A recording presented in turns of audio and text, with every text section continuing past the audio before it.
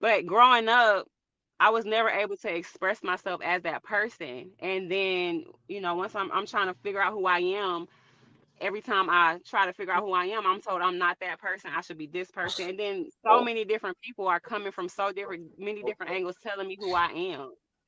And so But you from are that who you point, are. yeah, I didn't know as a child. It was, as a child, you Yeah, don't really yeah. know. Hmm. So and it grew with me. That's just how I was, and I just like this is how I am. And it even got to a point where it's like I don't have an identity because I started learning about the universe and how God is within all of us and God is all things and everything is everything. And I'm like I don't have an identity. I am just everything and everything is me because I'm connected to God and I'm made in God's image. And I I kind of love went it. through that whole I love situation. it. But then I started realizing, like, in the third dimension, when you're navigating, it is important to have an identity because you want people to be able to recognize you by what they Hmm. see, who they're talking to. You want to be able to stand on something. You want to be able to be like, this is who I am. This is what I stand for. This is what I'm not standing for. You want to be able to, like, clearly define who you are as a person. But So every day we change, right? And I think yeah, you that's true. was doing. I think that you were doing that by saying the word, "No, I'm not that. I'm not this. I'm not that." Right? Because Yeah. technically, what are like when people say you don't have I technically what does that mean, right? Because a lot of time people can say they that, but they lying, right? They not really that. And the impact that you are, Yeah. But then you Right. think about it, like, you Yep. see through the what's right, really you see real? through them, Hmm. and right, and you see through them Right. anyway. Like, no, you're not, Hmm. right? I hear you, but whatever, right? You probably Yeah. have a lot of that going on with people who you talk to, like, Yeah. Because you can uh, see right through them. It's like you right. can Yeah. see So, their But you souls. can also see from my standpoint, I don't necessarily judge these people because right, this is who they see themselves as, even though they right, don't present that.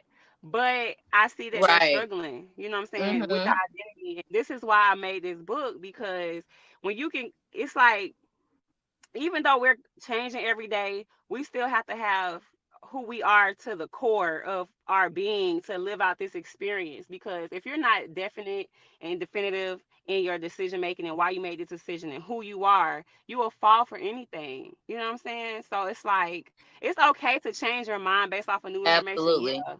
But all like right, at a core, who are you as a person? What are your morals? What do you okay. who like what do you know what I'm saying? But what do you So do? Like, are you loving?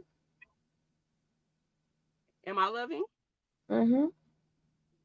I would say, yeah, I am. That But well, also, that's I'm one indifferent person. too, depending on the Well, situation. then that's who you are too. And you know what? Everything you name will be okay. And that's all of your identity. I am a loving person.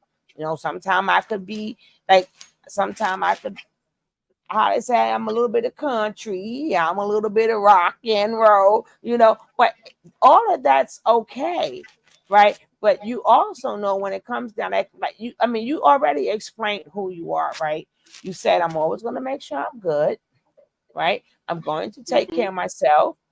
And DJ already said the word, you're resilient, right? So, Hmm. but I'm just saying, you already named so many strengths that you Hmm. had it. So you is a power of strength, right? You It is took a. me such a long time to get to this point, though. It took Mm-hmm, a while because I didn't know uh-huh. these things about myself, and I Mm-hmm. had to Do go you through these experiences. How do you old are feel you? stronger? I'm asking. Go ahead. How She's old are not. you? I'm 32. You're gonna keep on learning. It's a life journey and it's a beautiful one once you get to tap Yeah. into where you in. I'm 49 going into 50. And even though some stuff is happening, I am I'm looking forward to my birthday. I'm about to blow this thing out of the water with fasting and praying and manifesting the rest of my life. Cause baby, let me tell you, I feel with I'm very, very adamant. I remember going to get my truck. I have a 2024 Honda Ridgeline, and I was going to go and see if I can trade my 2017 Honda Ridgeline in. And that was my dream truck. And so he tried to put me into Tacoma. I said, no, I want this. So the one I picked out, I'm very practical and very realistic. I wanted something within my price range.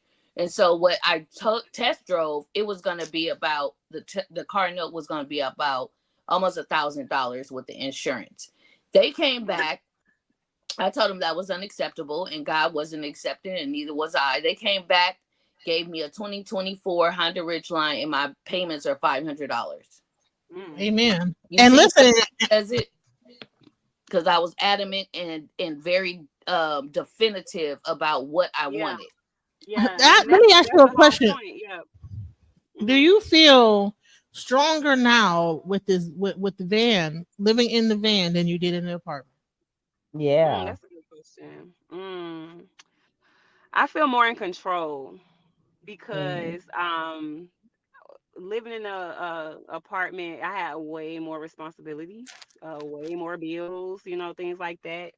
And in the van, it's not as trying as trying to keep up with the home and cleaning it, and I just being subject to making sure certain things are done so you can live comfortable. It's a bigger space. So, um, I I can mean, imagine it also forces you that when it's time to spend time with your kids, you actually do something versus like just sitting at the house all day long. well, I don't really sit at I always did stuff with my kids. That's the only thing that I don't like is that, it's quiet, it's peaceful. I don't have to be like, stop, don't do that, don't do that, because kids. But that's one thing that I don't like is that I don't get to spend as much time with them as I would like. I can't just go into my son's room and be like, what you doing? You know, I don't like that part. But in any situation, there's good and the bad and bad and the good. So I'm just learning to kind of just stay in the present and just kind of just take this for what it is, but still working towards the goals that I set too. So yeah. Do you have any like anecdotal funny stories about just being in the van, that like anything crazy that has happened that's kind of crazy that you like, wow, that you probably wouldn't have Um, experienced? let me see. I seen if a fair share of like just random fights, like at the gas station, just sitting up at a gas station, you will see some stuff. Yeah, I seen two people. I don't even know if I got that video in my phone because I did take a video, but it was two girls got out of a car, they started fighting, and then they got back into the car. They let one girl in the car and then tried to drive off, and then it was weird, but it was funny, and I see random stuff like that all the time. Girl, you didn't take that camera out, girl. Now you can Oh no, keep that I phone in. think I still got that video. I can take the camera out. Baby, everything is content, as Oh, Jaguar because says. I I seen another one, but I had accidentally deleted it because I was trying to make space in my phone to record it, but it was on June. It was uh uh Black History Month, February, Oh and Lordy. this white man. He had on a Black History T-shirt, and he's driving in the parking lot, and this black man come out, and the white man hit the black man with the car. He kind of bumped into him, and I'm looking.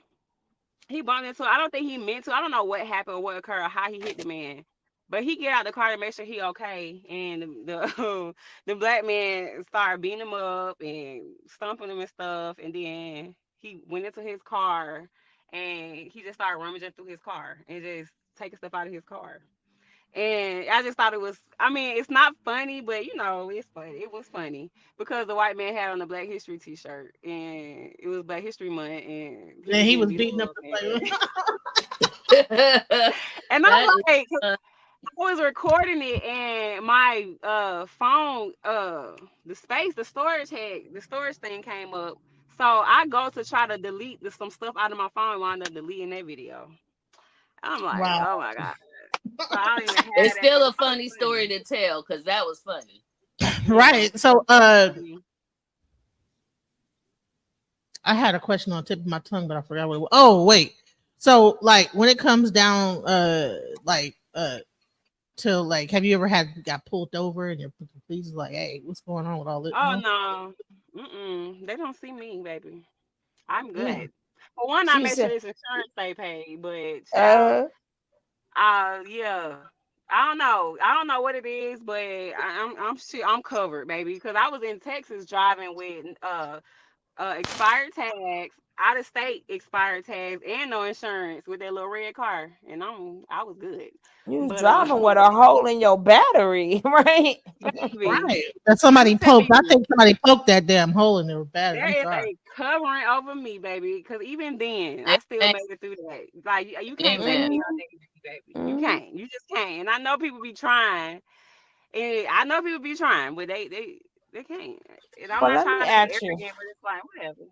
well, It's okay. what would you tell through your experience somebody that's going through DV? What would you tell them?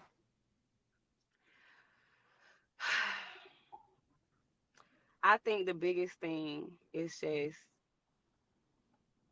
you have to get out, and there are resources.